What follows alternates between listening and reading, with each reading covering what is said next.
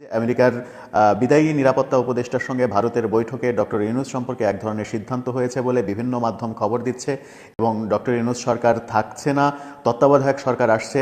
রাষ্ট্রদূত নিয়োগের ক্ষেত্রে একেবারেই ব্যতিক্রমী একটি ঘটনা ঘটলো, যার নাম ঘোষণা করা হয়েছিল ৮ মাস আগে, তাকে বাদ দেওয়া হলো। আমরা জানি উত্তরসূরি হিসেবে ডেভিড মিলিকে মনোনীত করেছিলেন প্রেসিডেন্ট জো বাইডেন। তবে মার্কিন সিনেটে মনোনয়নের শুনানি না হওয়ায় শেষ পর্যন্ত ঢাকায় আসছেন না ডেভিড মিলি।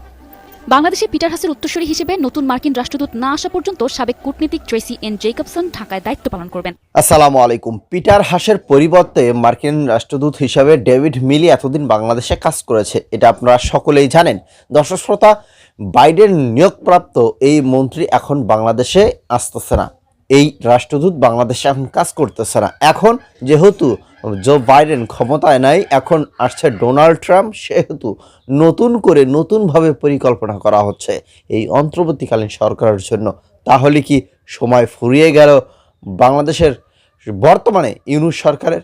দর্শক শ্রোতা, কি আসছে সোশ্যাল মিডিয়াতে বিস্তারিত থাকছে স্ক্রিনে। আশা করব ভিডিওটা শুরু থেকে শেষ পর্যন্ত দেখবেন এবং নতুন কোন দূত পাঠাচ্ছে যুক্তরাষ্ট্র, ঠিক সেই সময় একের পর এক কাণ্ড কারখানা ঘটেই চলেছে।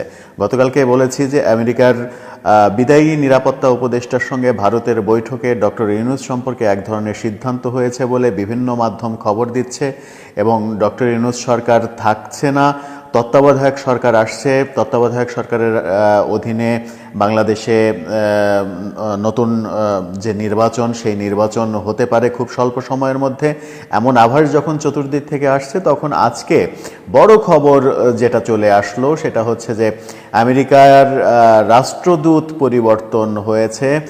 ৮ মাস আগে যাকে পরবর্তী রাষ্ট্রদূত হিসেবে বাংলাদেশে সিলেক্ট করা হয়েছিল তাকে বাতিল করে দিয়েছে আমেরিকার সিনেট। সেই বাতিলের পরে নতুন কাকে তারা নিয়োগ করলো এবং কেন এই ঘটনা ঘটলো, বাতিলের এই ঘটনা, বদলের এই ঘটনা কেন ঘটলো, বাংলাদেশ সম্পর্কে স্পেশালি আমেরিকা কি ভাবছে, সেই আলোচনা করবো এই ভিডিওতে। থাকবেন পলিটিক্স টিভির নিয়মিত আয়োজনে।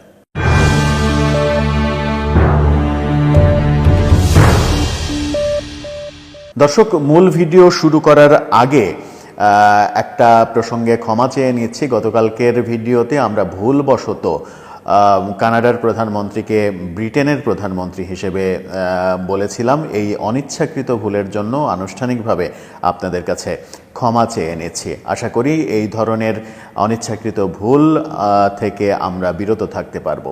চলে আসি আজকের ভিডিওতে। আজকের আমেরিকা থেকে যে খবর আসলো, গতকালকে আমরা আলোচনা করেছিলাম আমেরিকার বিদায়ী যে নিরাপত্তা উপদেষ্টা জ্যাক সুলিভান, তার সঙ্গে ভারতের বৈঠকের কথা বলেছিলাম। ডক্টর ইউনূস সরকার থাকতে পারছে কি পারছে না সেই আলোচনা তাদের মধ্যে হয়েছে, তেমনটা বলেছিলাম। ডক্টর ইউনূসের সেফ এক্সিটের কথা আমেরিকা ভাবছে, সেরকম আলোচনা ভারত থেকে বিভিন্ন মাধ্যমে, ভারতের বিভিন্ন গণমাধ্যম বলছে, সে আলোচনা করেছিলাম। যদি সেগুলো সত্য হয় তাহলে আর এক ধাপ এগিয়ে আমেরিকা বাংলাদেশ ব্যাপারে সিদ্ধান্ত নিল। ৮ মাস আগে বাংলাদেশে আমেরিকার রাষ্ট্রদূত হিসেবে সিলেক্ট করা হয়েছিল ডেভিড মিলকে। ডেভিড মিলি, তাকে, তিনি চীনের উপরাষ্ট্রদূত ছিলেন। তাকে ৮ মাস আগে যখন সিলেক্ট করা হয়েছিল যে বাংলাদেশের পরবর্তী রাষ্ট্রদূত তিনি হবেন, ৮ মাস পরে এসে কানাডার মানে আমেরিকার যে সিনেট, সেই সিনেটে তার নিয়োগ পাশ হয়নি, তার নিয়োগ বাতিল হয়ে গেছে। তার নিয়োগ বাতিল হয়ে যাওয়ার পরে যাকে নিয়োগ দেওয়া হয়েছে তার নাম ট্রেসি জ্যাকবসন। ট্রেসি জ্যাকবসনকে বাংলাদেশের পরবর্তী রাষ্ট্রদূত হিসেবে নিয়োগ দেওয়া হলো। বলে রাখা ভালো যে প্রেসিডেন্ট ডোনাল্ড ট্রাম্প এখনও হোয়াইট হাউসে প্রবেশ না করলেও আমেরিকার হোয়াইট হাউসের উচ্চকক্ষ এবং নিম্নকক্ষ এখন কিন্তু ট্রাম্পের দখলে।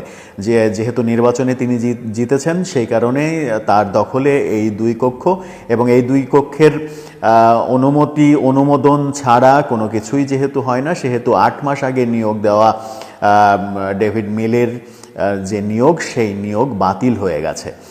ট্রাসি জ্যাকবসনকে নতুন করে নিয়োগ দেওয়া হয়েছে বাংলাদেশের রাষ্ট্রদূত হিসেবে এবং তাকে বিশেষ অন্তর্বর্তীকালীন দায়িত্ব দেওয়া হয়েছে এই অঞ্চলের বাংলাদেশের সঙ্গে এই অঞ্চলের যে পারস্পরিক সম্পর্ক, সেই সম্পর্ক ব্যাপারে বিশেষভাবে কাজ করার জন্য, বিশেষ করে বাংলাদেশের সঙ্গে ভারতের সম্পর্ক, বাংলাদেশের সঙ্গে মায়ানমারের সম্পর্ক, সেই সম্পর্কগুলো নিয়ে কাজ করার জন্য তাকে দায়িত্ব দেওয়া হয়েছে, বিশেষ দায়িত্ব দেওয়া হয়েছে। বাংলাদেশের সঙ্গে ভারতের যে সম্পর্ক, সেটাই এখন সবথেকে গুরুত্বপূর্ণ ইস্যু বাংলাদেশের রাজনীতিতে, কারণ বাংলাদেশের রাজনীতির যে টালমাটাল অবস্থা, বাংলাদেশে বর্তমান অন্তর্বর্তীকালীন সরকার থাকবে কি থাকবে না, সংবিধান অনুযায়ী, সংশোধিত সংবিধান অনুযায়ী তত্ত্বাবধায়ক সরকার আসবে কি আসবে না, ডক্টর ইউনূস পদত্যাগ করবেন কি করবেন না, এরকম অনেক প্রশ্ন যখন সামনে আসলো, তখন আমেরিকার রাষ্ট্রদূত বদল হলো। বাংলাদেশে আমেরিকার রাষ্ট্রদূত বদল, এটা একটা বড় ঘটনা এবং এই ঘটনার মধ্য দিয়ে অনেক ব্যাপারই আলোচনা হচ্ছে। যে ডোনাল্ড, বলা হচ্ছে ওইদিকে কানাডার প্রধানমন্ত্রীর কথা গতকালকে বলছিলাম, যে জাস্টিন ট্রুডোকে সরিয়ে দেয়া, অর্থাৎ জাস্টিন ট্রুডোর পদত্যাগ, এটা ডোনাল্ড ট্রাম্পের প্রথম অ্যাকশান ছিল।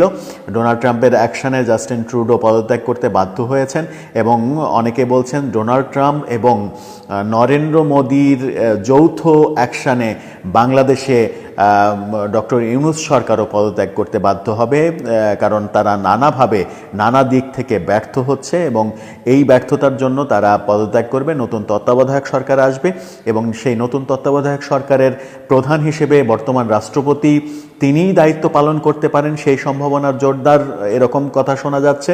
এবং ঠিক সেই সময়ে আমেরিকা তার রাষ্ট্রদূত পাল্টে নতুন রাষ্ট্রদূত জ্যাকবসনকে নিয়োগ দিল।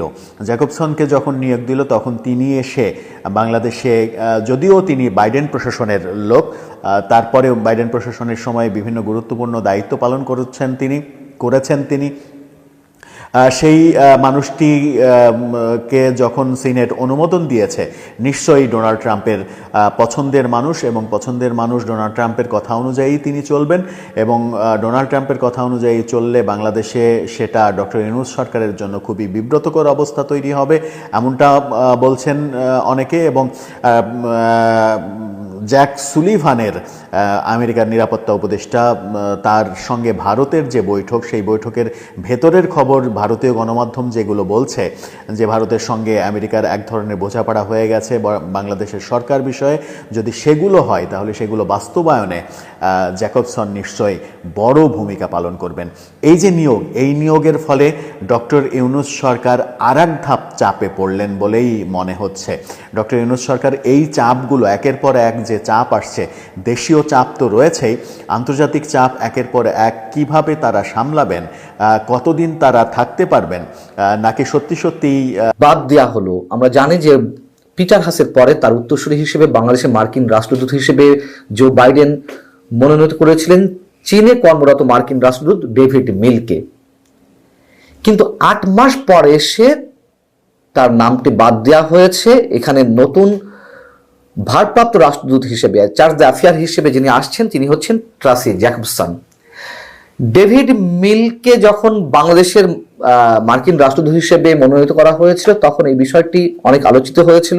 তার কারণ তিনি চীনে দীর্ঘদিন কাজ করছিলেন, চীনের রাজনীতি সহ অন্যান্য বিষয়ে তার বিস্তর অভিজ্ঞতা রয়েছে এবং ভারত, চীন, বাংলাদেশের ভূ রাজনৈতিক রসায়নের ক্ষেত্রে তিনি কাজ করতে বেশ পারদর্শিতার পরিচয় দিবেন মার্কিন প্রতিনিধি হিসেবে, এমনটাই মনে করা হচ্ছিল। কিন্তু কেন তাকে বাদ দেওয়া হলো, এই নিয়ে অনেক ধরনের প্রশ্ন উঠতে পারে, নানান ধরনের রহস্য থাকতে পারে। তবে মার্কিন প্রশাসনের পক্ষ থেকে যেটি জানানো হচ্ছে, সেটি একটা যৌক্তিক কারণ আমাদের কাছে মনে হতে পারে। কিন্তু এতদিন কেন লাগলো, সেটি একটি প্রশ্ন। এর পিছনে অন্য কিছু হচ্ছে কিনা আমরা জানি না। মার্কিন প্রশাসনের পক্ষ থেকে যেটি জানানো হয়েছে, যে তাকে বাংলাদেশের মার্কিন রাষ্ট্রদূত হিসেবে মনোনীত করার পরে মার্কিন সিনেটে তাকে নিয়ে এখনো পর্যন্ত কোনো শুনানি হয়নি। যেহেতু শুনানি হয়নি, তাই তাকে আর চূড়ান্তভাবে এখানে পাঠানো হচ্ছে না। এর পিছনে কি আছে আমরা জানি না, তবে অনেক কিছু মেলানো যেতে পারে। আলোচনা করবো ছোট করে। তার আগে ট্রাসি জ্যাকবসন সম্পর্কে একটু বলে নিই। ট্রাসি জ্যাকবসন একজন পেশাদার কূটনীতিক। তিনি এর আগে তুর্কমেনিস্তান, তাজিকিস্তান, কসোভোতে কাজ করেছেন। এবং ইরাকের রাষ্ট্রদূত হিসেবেও তাকে মনোনীত করেছিলেন জো বাইডেন। একটা পর্যায়ে তার নিয়োগ ঝুলে যায়, পরবর্তী তাকে জাতীয় নিরাপত্তা পরিষদে, মার্কিন জাতীয় নিরাপত্তা পরিষদে উপনির্বাহী সচিবের দায়িত্ব দেওয়া হয়। সেই ব্যক্তিকে বাংলাদেশে পাঠানো হচ্ছে অন্তর্বর্তীকালীন ভারপ্রাপ্ত রাষ্ট্রদূত হিসেবে। অন্তর্বর্তীকালীন বলতে কি বোঝানো হয়েছে, যেটি জানা যাচ্ছে বাংলাদেশের সংস্কার প্রক্রিয়া এবং গণতন্ত্র উত্তরণের জন্য অন্তর্বর্তীকালীন দায়িত্ব পালন করবেন।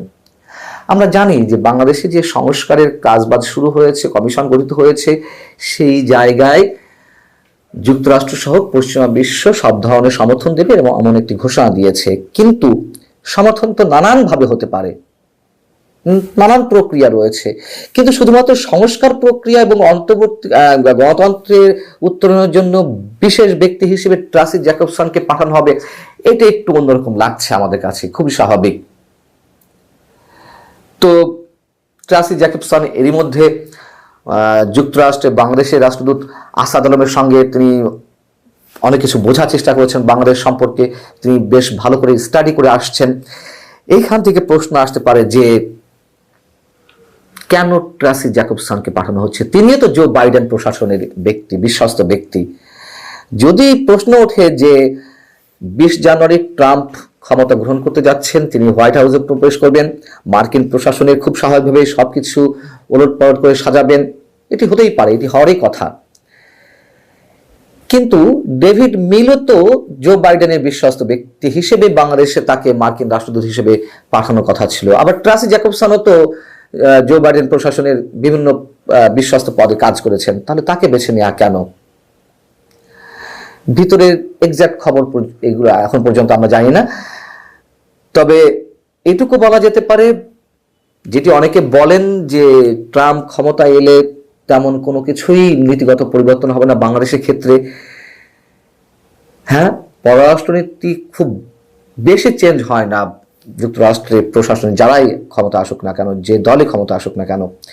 কিন্তু আমাদেরকে বুঝতে হবে এই ভূ রাজনীতি, এই অঞ্চলের ভূ রাজনৈতিক যে জটিলতা, যে হিসাব নানান ক্ষেত্রে, সেইটিকে প্রাধান্য দিতে গিয়ে বাংলাদেশ অটোমেটিক্যালি তাদের হিসাবে চলে আসার কথা। সেই সব জায়গা থেকে এমন কিছু করা হচ্ছে কিনা সেটা নিশ্চয়ই অনেক বড় প্রশ্ন। এবং যদি বলতে হয় যে এর কাছাকাছি একটি ঘটনা ঘটেছিল 17 বছর আগে ওয়ান রিভেল সরকারের সময়, কাকতালীয়ভাবে তখনও তত্ত্বাবধায়ক সরকার ছিল, বিশেষ তত্ত্বাবধায়ক সরকার ছিল। এখন একটি বিশেষ তত্ত্বাবধায়ক সরকার বলতে অন্তর্বর্তীকালীন সরকার। 17 বছর আগে যেটি ঘটেছিল সেটি হচ্ছে প্যাট্রিসিয়া বিউটিনিস, তিনি বাংলাদেশে রাষ্ট্রদূত হিসেবে কাজ করছিলেন, মার্কিন রাষ্ট্রদূত হিসেবে। তাকে হঠাৎ করে 14 মাসের মাথায় ইরাকের উপরাষ্ট্রদূত হিসেবে নিয়োগ দেওয়া হয়। তিনি তাড়াহুড়া করে চলে গেলেন। কে আসবেন, কাকে দেওয়া হবে নতুন রাষ্ট্রদূত, বুঝে ওঠা যাচ্ছিল না, বা নিশ্চয়ই হিসাব নিকাশের বিষয়। তো এর পরের রাষ্ট্রদূত হিসেবে তখন বাংলাদেশে এসেছিলেন James F Moriarty. James F Moriarty কিন্তু সাথে সাথে এলেন না, মাঝখানে 9 মাস গ্যাপ ছিল। সেই 9 মাস কাজ করেছিলেন চার্জ দ্য অ্যাফেয়ার্স হিসেবে, ভারপ্রাপ্ত রাষ্ট্রদূত হিসেবে গীতা পাসি। কিন্তু ওই সময় তো জেমস এফ মরিয়ার্টির নাম ঘোষণাও হয়নি যে তিনি 9 মাস পর এসে জয়েন করছেন, এমন কিছু না। অনেক হিসাব নিকাশ করে জেমস এফ মরিয়ার্টি পাঠানো হয়েছিল। ঠিক এবারের বিষয়টির সঙ্গে এই কারণেই তফাৎ যে ডেভিড মিলের নাম তো প্রায় 8-9 মাস আগে ঘোষণা করা ছিলই, জো বাইডেনের মনোনয়ন করা ছিলই, কিন্তু 9 মাস পরে এসে মার্কিন সিনেটে শুনানি হয়নি। নিশ্চয়ই হয়নি, কিন্তু আর কি কারণ থাকতে পারে? ভিতরে ভিতরে মার্কিন কূটনীতি যা চলছে, তারা যেভাবে চলে, নিশ্চয়ই এত সহজে ধরা বিষয় নয় আমাদের জন্য। এটা তো খুবই স্বাভাবিক। সেই জায়গা থেকে পিটার হাসের পরে ডেভিড মিলের যে আসার কথা ছিল, তার বিচক্ষণতা, তার অন্যান্য বিষয় দিয়ে এই বাংলাদেশে অন্য ধরনের কোনো কূটনৈতিক তৎপরতা তার থাকার কথা ছিল। কিন্তু এখন আবার নতুন যে সংবাদ আমরা পেলাম, এটা একটু আনইউজুয়াল, একটু অস্বাভাবিক লাগছে, খুব স্বাভাবিক, মানে খুব স্বাভাবিকভাবে বলতে গেলে। এই যে ইউনূস সরকারের সময় শেষ, আমেরিকার অ্যাকশন শুরু হয়ে গেছে। কারণ ডেভিড মিলি জো বাইডেনের নিয়োগপ্রাপ্ত দূত ছিলেন। তিনি যখন বাংলাদেশে আসতেছে না, তার সিদ্ধান্ত হয়ে গেছিল কিন্তু অনেক আগেই, যেটা বলছিল পান্না ভাই, অনেক আগেই যে তিনি বাংলাদেশে আসবেন, সে সিদ্ধান্ত হয়ে গেছিল। কিন্তু অন্তর্বর্তীকালীন সরকারের সিদ্ধান্ত তো অনেক পরে আসছে। এখন কেন সেই দূত পরিবর্তন করা হলো, কেন নতুন একজন আসতেছে বাংলাদেশে, এটা নিয়েই অনেকেই চিন্তিত হয়ে রয়েছেন যে ইউনূসের প্রতি এই ডোনাল্ড ট্রাম্প নতুন একটা ছক করছে, নতুন একটা পরিকল্পনা করছে, যেটা কিনা ভারতে গত কয়েকদিন আগেও তাদের আরেক মন্ত্রী এসে মোদির সাথে আলাপ আলোচনা করে গেছে বলেও জানা যাচ্ছে এই সকল বিষয় নিয়ে। তো যাই হোক, আশা করছি আপনাদের মতামত কমেন্টে লিখবেন। এবং হ্যাঁ, ইউনূস সরকার যে কদিন আছে বাংলাদেশে, তারা তো বলছে যে সংস্কার করবে, কি সংস্কার করবে সেটা কিন্তু জনগণ দেখতেই পাচ্ছে। অনেকে বলছে যে ইউনূস হটাও এবং সমন্বয় ঘটাও, দেশ বাঁচাও। আপনাদের মতামত কি এবং আপনাদের বক্তব্য কি সেটা কমেন্টে